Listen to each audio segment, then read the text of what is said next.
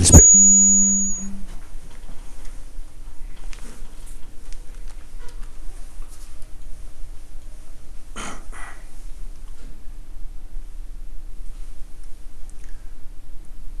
Εν μέσω μιας παγκόσμιας κρίσης. Άραξε Γιάννη, δεν μας ενδιαφέρει η κρίση. Δεν μας ενδιαφέρει. Όχι Γιάννη, όχι. Το πάμε πάλι. Σε έναν παγκοσμιοποιημένο κόσμο. Στην Αθήνα εξελίσσεται. Μα δεν πάει για διεθνή καριέρα. Ναι, αλλά εσύ μιλάς για το δικό μας κόσμο. Α, καλά. Στην πρωτεύουσα του δυτικού πολιτισμού. Θα φάμε ντομάτες Γιάννη. Σε μια πόλη που βουλιάζει. Κομμωδία είναι Γιάννη.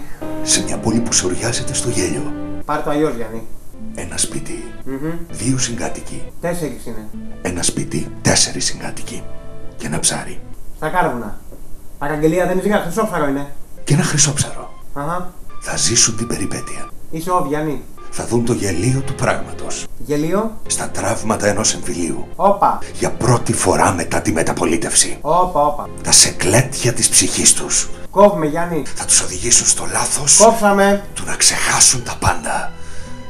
Γιάννη έφυγες. Γιατί ρε?